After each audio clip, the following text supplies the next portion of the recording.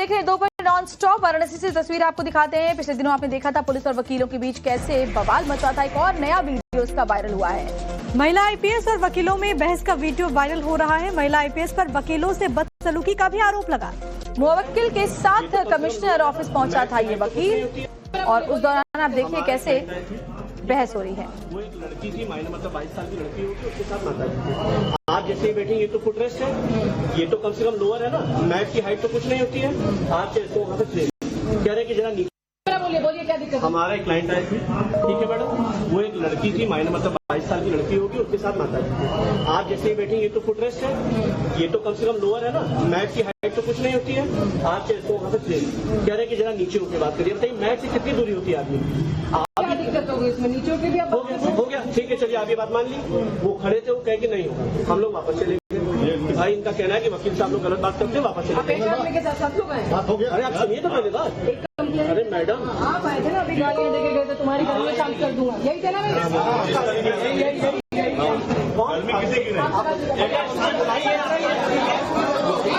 गर्मी किसी की नहीं।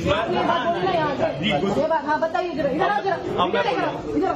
बोलिए, ऑन कैमरा बोलिए। किसकी गर्मी? मैंने यहाँ पे किसकी गर्मी करेंगे? पूरी बात सुन लीजिए। आपने बोला ना यहाँ पे, पूरी बात सुन लीजिए। बोला ना आपने, बोला था मैंने। क्यों तो पूरी बात बोला था? कैसे बोल सकते हो? वो हमको धक्का मारेंगे, गर्मी शाम करो, मुझे धक्का मारेंगे। आपको किसी ने धक्का नहीं मारा? बिल्कुल वहाँ पे धक्का मारेंगे। फोटो निकलवाइए वहाँ,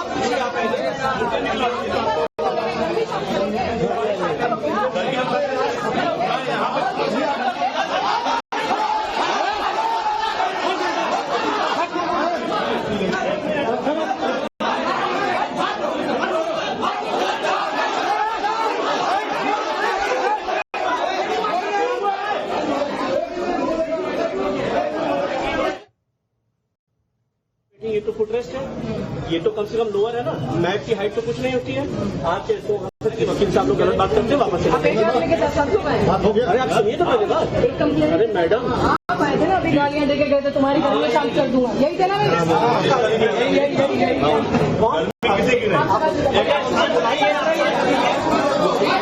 गर्मी किसी की नहीं।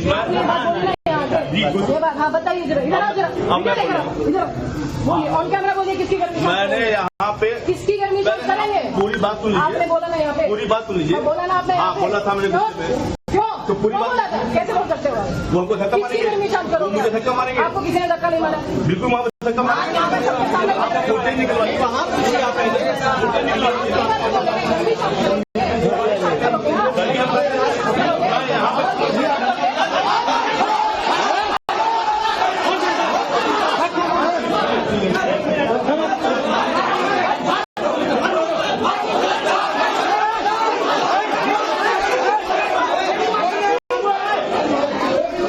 चलिए आप ये बात मान ली।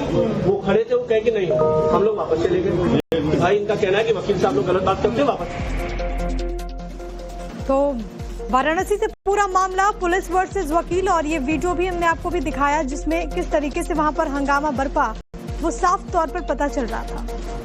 तो महिला आईपीएस पर वकीलों से बदसलूकी का आरोप लगा है। वहीं जो पुलिस कर्मी है उनका ये कहना है कि जो वकील थे वो तैश दिखा रहे थे, धमका रहे थे, जिसके बाद ये पूरी झड़प हुई है। हमारे साथ आशुतोष हमारे सहयोगी इस वक्त लाइव कनेक्टेड हैं। आशुतोष, ये पूरा मामला क्या है और इस मामले के बाद जो हंगामा हुआ है जिसकी तस्वीरें हमने देखी, अभी वहां पर सिचुएशन क्या है?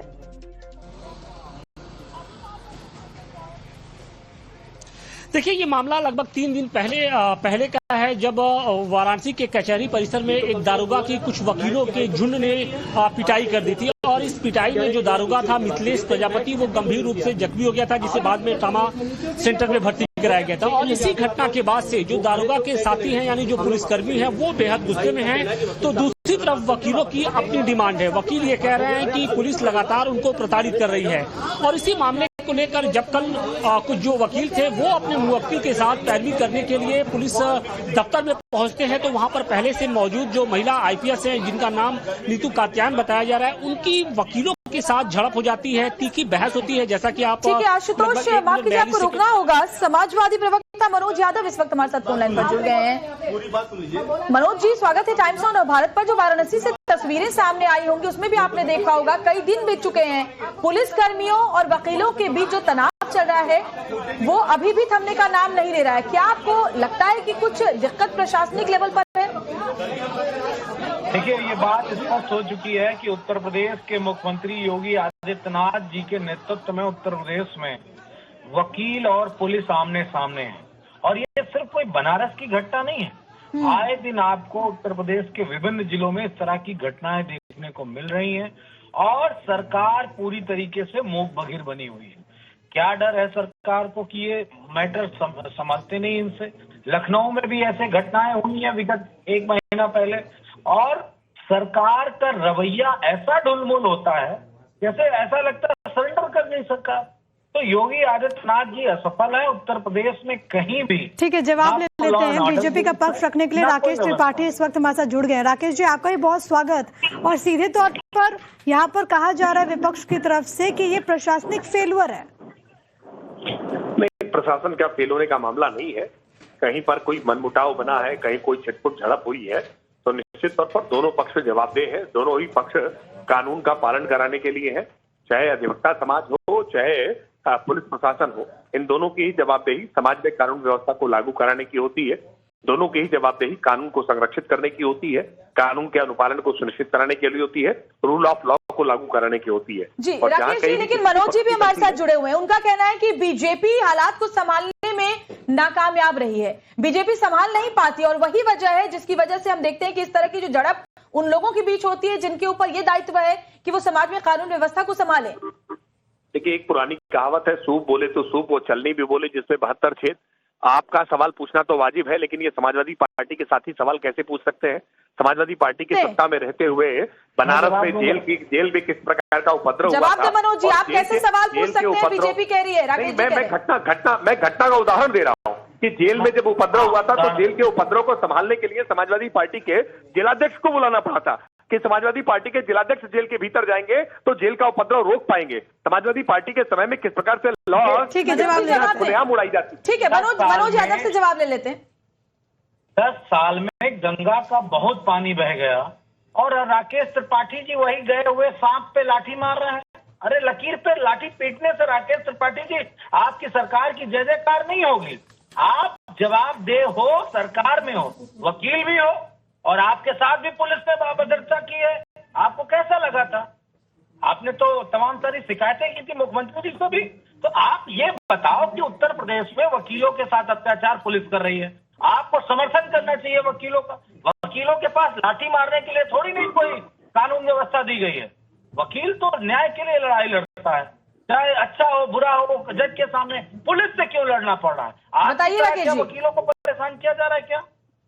देखिए, मैंने स्पष्ट तौर पर पहले ही कहा कि दोनों ही समाज के लिए बेहद जवाबदेह है। दोनों को ही काम रूल ऑफ लॉ को लागू कराना है। क्या गलतियां हुई हैं, किससे गलतियां की है, पुलिस की गलती है या वकीलों की तरफ से कुछ गलतियां हुई हैं, इन बातों की जांच होनी चाहिए और निश्चित तौर पर जो भी दोषी हो उनके खिलाफ कठोरता से कार्रवाई होनी चाहिए। अगर पुलिस ने मनबढ़ाई की है, पुलिस ने गलतियां की हैं तो निश्चित तौर पर पुलिस पर कार्रवाई होनी चाहिए। और अगर कोई कानून हाथ में लेने का काम कर रहा है तो कोई ऐसा अधिवक्ता, किसी को भी इस बात की कोई इजाजत नहीं दी जा सकती है कि कोई कानून हाथ में ले। रूल ऑफ लॉ को सबको पालन करना पड़ेगा और जिन्होंने भी गलतियां की होगी उनके खिलाफ कार्रवाई। ठीक है, उम्मीद यही की जानी चाहिए कि जिन्होंने भी गलती की हो उस पर एक्शन लिया जाए। फिलहाल के लिए बहुत धन्यवाद आप दोनों का हमारे साथ जुड़ने के लिए।